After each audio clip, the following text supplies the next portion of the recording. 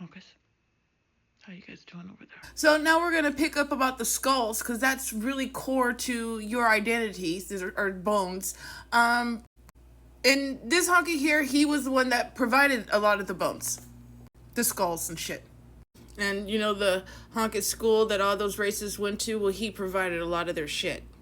And most importantly, the skull that Joanne had made into the beautiful Georgian woman.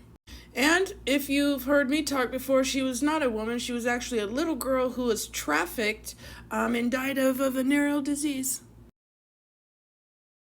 Pitiful, captive, lovely in her subjugation. And this is a skull. This isn't a full-bodied person. This is a skull. And she wasn't the only one. Thousands of little girls.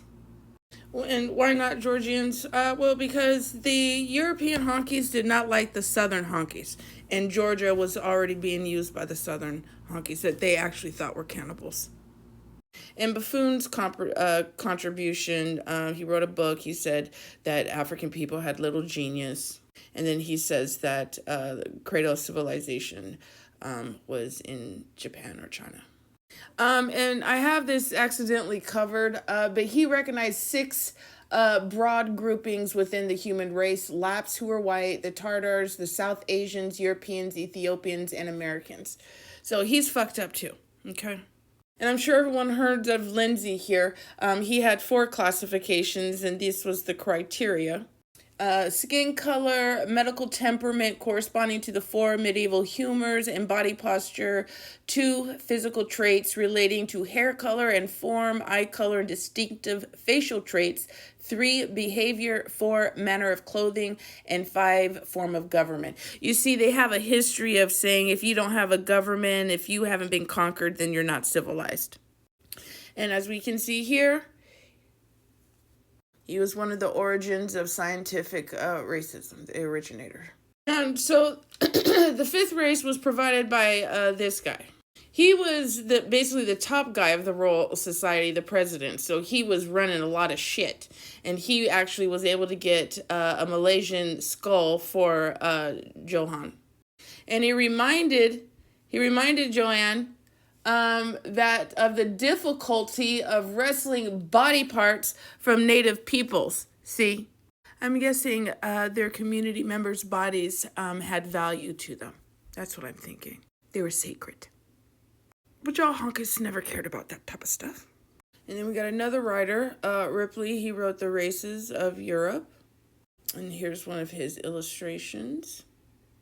So keep in mind, this is the time when Northern Africa was fully honktified, in the 1700s. And this is where we'll learn about that. Okay. And these are the images they saw of the Caucasus Mountains people. And keep in mind, there was a lot of wars, a lot of slave trade going in through that area. And hearsay was a huge way for people to spread lies, just going off what other honkies said. You know why you honkies want to, mix cultures and share cultures and integrate and all that honka shit? Because it erases people. That's why you like to do that. Okay. When you claim you're a Caucasian, to me, you're saying you're a white supremacist.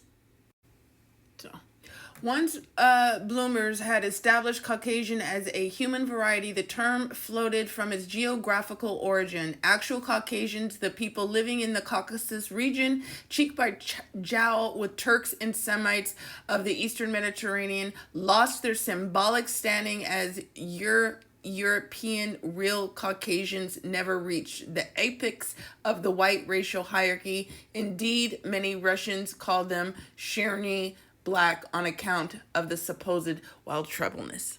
So, yes.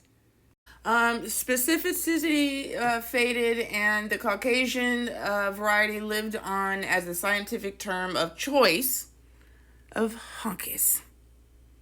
So now we bring in the godfather of the Schnazis, and he has 2 races, which is basically white people, Germans and stuff, and everyone else, including Jewish people, being Mongolian. And he also went to Gottingen. He was part of those honkies. And these were his races up there. The Tartar Caucasian was first and foremost the most beautiful race. The Mongolian was the ugly race, which were Jewish people, Asian, Armenians, Arabs, Persians, and blah, blah, blah. And he also says the Mongolian race has dark skin, and the ideal of human beauty is found in ancient Greek people. So, Wiener relied on travel literature with its inevitable ethnocentrism. And the people around him over at Gotten, whatever the fuck their school was, they didn't really care too much for him. He was distorting the meaning of scholars he cited and filling his pages with wildly contradictory claims. Well, all of their honky shit is contradictory. None of it fucking makes sense. It gives me a fucking headache. He said inferior people's inferiority justified, even required, their enslavement and the use of despotism for their control. Beauty and ugliness, he said, led naturally to different fates, and Joanne did not agree with that. Now, he was criticized, but they kept that shit behind closed doors. See, they have to look perfect, okay? And his circle basically fed 20th century National Socialism. And Miner says non-German people are dirty whites, dirty honkies. But the Germans had, quote, whitest, most blooming, and most delicate skin, end quote. There are two types of Germans. There are the ones in the north where the school was in Göttingen, and then the southerners, the Catholics, the Viennas. They weren't included in his dynamic of honky shit. So he was probably envious because Vienna had some money and the other people didn't. They were broke. They were poor honkies. And here we got your purity of blood. It's demon blood. He said the ancient Germans' descendants were degenerates. So the current honkies were degenerates of the ancients. But martial arts should get them fixed up. And then we got another honky writing some stupid shit. And talking about beautiful whites, and then this honky influenced the honky heifer I'm going to talk about in the next video. So, honky heifers, this will be about you. This is what you guys do. She was doing the same shit y'all doing today, pretty much. Okay? And she was kind of a hoe. Okay?